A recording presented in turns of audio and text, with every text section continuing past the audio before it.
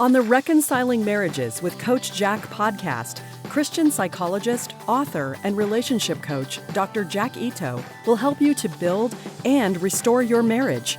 By learning just a few relationship skills, you can help your spouse enjoy your relationship more while getting more love and affection from your spouse. Listen to Coach Jack as he helps you with one more step toward a marriage both you and your spouse will love.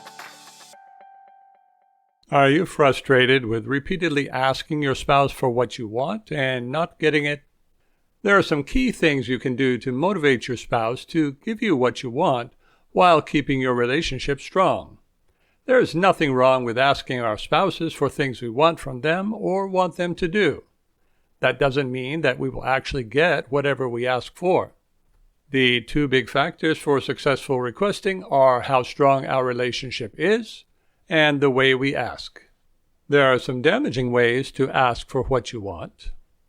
Needy behaviors are things that we do in an attempt to get more of what we want in our relationship, but actually end up getting us less. You won't nag your husband into being neater or criticize your wife into being more sexual. Oh, you may get them to temporarily do what you want, but in the long run your relationship will be worse. Then you'll have even less of what you want. Criticizing, complaining, and nagging are prime examples of how some people try to get what they want in ways that others don't like. Because they do work some of the time, people continue to do them, but the more they do them, the worse the relationship becomes. Some people think that if they give up criticizing, complaining, and nagging, then they won't get anything they want. Because they don't know better ways to motivate their spouse, they get stuck in a lose-lose situation. Either they do the needy behaviors and do more damage to their relationship, or they have to go without whatever they were wanting. So let's talk about how to get what you want without doing damage to your marriage. I have 7 steps that you can start taking today to get more of what you want from your spouse. Step number 1. Help your spouse to understand that requests are not obligations. It will be helpful for both you and your spouse if you tell your spouse that requests are just that, so that you can both feel free to make requests of each other. You can say something like the following: I want you to feel free to make any requests of me that you want, as long as you ask nicely. Understand that I won't always do or give you what you want, and sometimes I'm going to ask you to do things, but I don't expect you to always agree. That's okay. It might be helpful to realize that's the way God does it with us, and I think it's a good model for us too. He wants us to be able to go to Him with any request, and He has told us so. For example, in Philippians chapter 4, verse 6. But many times His answer is going to be no. He is God and not Santa Claus after all. Loving parents often need to say no to their children, and sometimes loving spouses do too. Your behavior needs to be consistent with this message. That means asking nicely and not getting reactive if your spouse denies your request. It also means not getting upset when your spouse makes requests of you that you don't like. Never argue about a request or refusal. Arguing is a damaging behavior and has no place in good relationships. There is no such thing as healthy arguing. Step number 2. Make sure you are being a loving spouse. If you have one neighbor who likes you and one who doesn't, which one is more likely to do a favor for you? The fact is, the more people like you, the more they are inclined to do things for you. This is just as true for spouses as for everyone else. Of course, getting what you want should not be your sole motivation for being a loving spouse. But there is nothing wrong with it being part of the reason. You should be treating your spouse in such a way that he or she looks forward to interacting with you. Especially, your spouse should never have thoughts like this: I hope she is in a good mood today. I hope I don't get criticized as soon as I walk in the door. I wish my spouse would be happy to see me. He is never satisfied no matter what I do. I wish my spouse would treat me as well as he does his friends. If your spouse does have these kind of thoughts and feelings, you need to make a consistent effort to be an enjoyable and loving spouse. Otherwise, you will get the minimal amount of help, attention, or affection from your spouse that keeps the peace.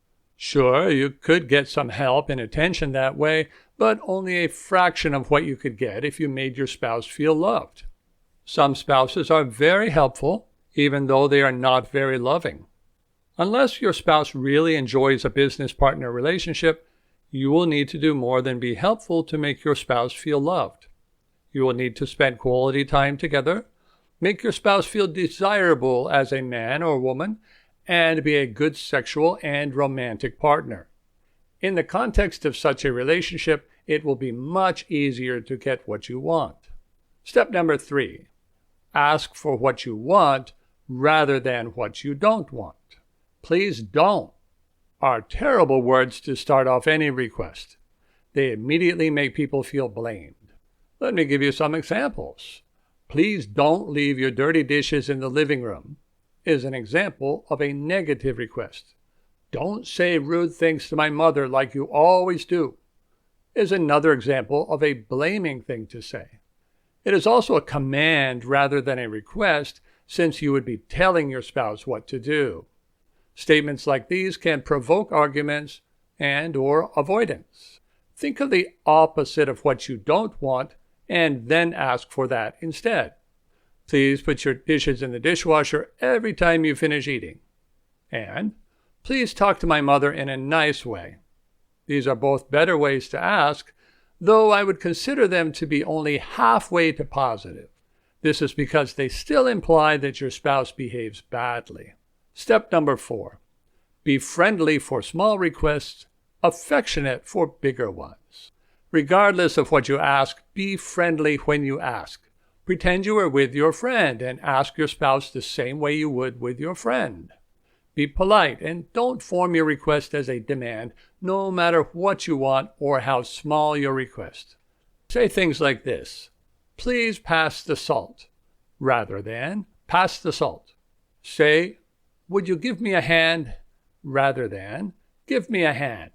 Say, could you get the kids after school, rather than get the kids after school. If you've done a good job at being a loving and enjoyable spouse, you can throw some of that behavior into your requests. Affectionate touch or compliments can make requests much more palatable. Let me give you a couple examples.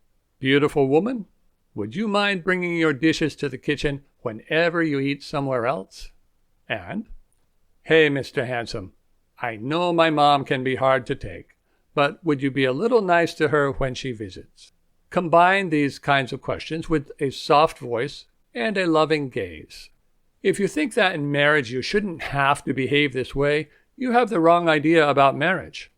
We get married so that we will have someone to love and cherish till death do us part. And if we want to keep our marriage going, then we actually need to love and cherish our spouse. Don't expect to be cherished by your spouse if you are not doing that yourself. Step number 5, be appreciative when you get what you want.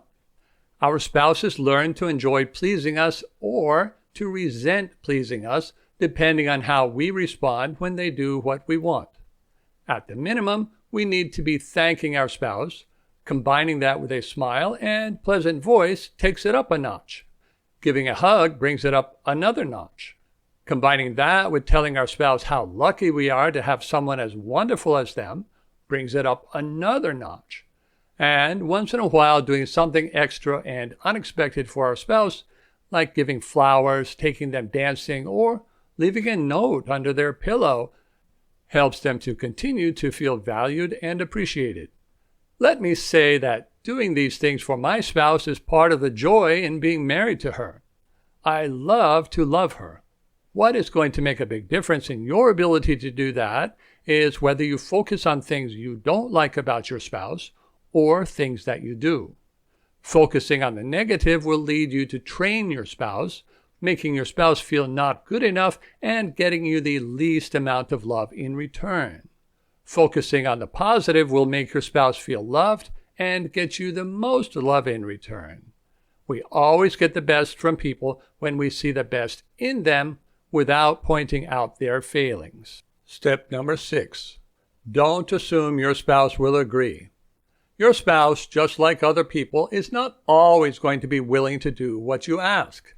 If you think it is your spouse's job to do whatever you want, then you are thinking of your spouse as a servant rather than a partner. If your spouse tends to do whatever you want, whenever you want it, you are probably married to a people pleaser, and you need to be sure not to take him or her for granted. People pleasers become resentful if you are not treating them well. If you are a people pleaser too, it probably works out. If you are not, then don't overuse that feature of your spouse. If your spouse tends not to do what you want and your relationship is otherwise good, then make sure you have a plan B before you ask. That is what you will do if your spouse turns down your request. Having a plan B will help you to be able to continue to be relaxed and friendly. Step number 7. Don't get reactive if your request is denied. Reactivity rewards people who criticize, argue, blame, and are uncooperative. The reward they get is the power over your emotions. Power is very rewarding. You don't want to train your spouse to be able to get power just by saying some negative thing or refusing you something. If your spouse is refusing small requests, it's likely that your relationship is not very good. Even selfish or lazy people will generally hold the door or pass the salt. See the refusal as an indication of relationship problems and do your part to work on them. Doing your part comes before trying to get your spouse to do his or her part. Move on to your plan B. Plan B for getting help is going to be generally what you would do if your spouse was not available. It might be to ask a friend or hire someone to help.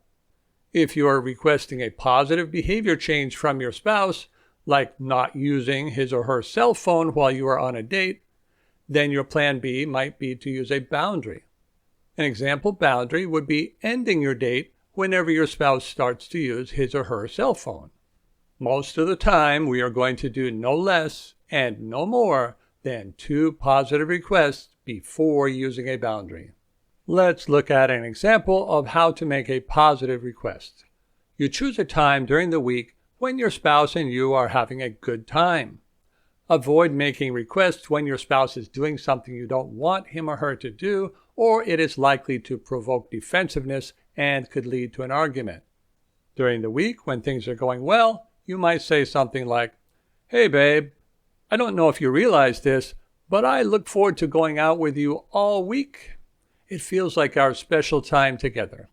Would you mind if we leave our cell phones off when we go on dates so that I feel like I have you all to myself?" If your spouse agrees, then give a hug and a kiss. Express appreciation. Something like this. Your spouse answers, "Okay." You say, "Oh, thank you. You are a wonderful partner. I can't wait until we go out again." If all of this stuff seems really hokey and weird and awkward, you're probably not used to being loving to your spouse. Do not remind your spouse before your date. Just focus on making the date good for your spouse so he or she doesn't miss using the phone. And do not remind your spouse during the date, even if he or she takes out the cell phone again on the date. Just repeat the request the following week when things are going well again. If the same thing happens again and your spouse does not follow through as he or she agreed, do not remind and continue to be relaxed and friendly. This will be hard for many people, but use your willpower to help make your relationship better. Being reactive will only make things worse. Instead of being reactive, you move on to plan B. So let's talk about responding to refusal or a lack of follow-through. If you are repeatedly getting surprised with refusals, you need to adjust your expectations and also prepare in advance. Both of those things will help you to keep from being reactive. Whether you have prepared in advance or not, if you have been refused or ask twice with no follow-through, then suppress the urge to criticize, blame, or nag. Decide if you can do without whatever you are asking for. Do it yourself if you can and won't feel resentful. Get someone else to do it if you can't do it yourself or would feel resentful if you did it yourself. Or use a boundary. In the example of no cell phone on a date, you could just decide to make the best of your dates despite the cell phone use. Or you could decide that you will end your date whenever your spouse starts using his or her phone again. Boundaries always cause anger, and you may decide it is not worth it to use such a boundary. That's okay. On the other hand, in good relationships, boundaries can end bad habits. For health boundaries, it may be necessary to reduce your workload in other areas that your spouse depends on, or to hire someone to help you. Always let the boundary do the work and do not give in to the temptation to be harsh or critical with your spouse. It will not make your boundary more effective, but can really damage your relationships. Don't make things worse on yourself or come off as being miserable because of your spouse's refusal or lack of follow-through. Doing more because your spouse does less and less is a game with no winners. Just make the changes necessary to take care of priorities. It is reasonable to reduce in one area if you have to do more in another. Let your spouse know that it is okay if he or she doesn't want to help, but that you will need to make time by reducing something else you are doing. Or let him or her know that you will need to use vacation money or some other expense source to cover the cost of hiring someone else. Be nice about it. Never strive to train your spouse to treat you better by using a bad attitude. It won't result in you getting better treatment. Only your loving behavior and good boundaries can do that. Be loving when you get what you want, and be loving when you don't get what you want. Use boundaries when necessary for a better long-term relationship. You can really get what you really want. I have worked with many people who have tried to get more of what they wanted from their spouse by using negative ways. They criticized, complained, and nagged, among other things. All of them regretted it because it didn't really get them what they wanted. What they really wanted was caring, affection, love, and understanding. Instead, their behavior made their spouses defensive, angry, withdrawn, and distant. I really hope that you won't let that happen to your relationship. It doesn't have to. Resolve today to use a better way. Resolve to become the kind of person that your spouse would enjoy, or at least wouldn't mind as much, doing things for. You don't have to give up anything by loving your spouse. You will still be able to use boundaries if you have to, but you won't have to use them very much. You do need to be aware of something else, though. Your spouse won't immediately change because you do.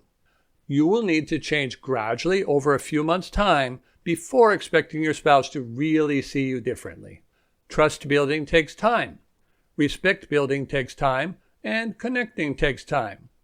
Part of what I do as a coach is to help people to hang in there during that time when they are working to be different and their spouse is still behaving the same.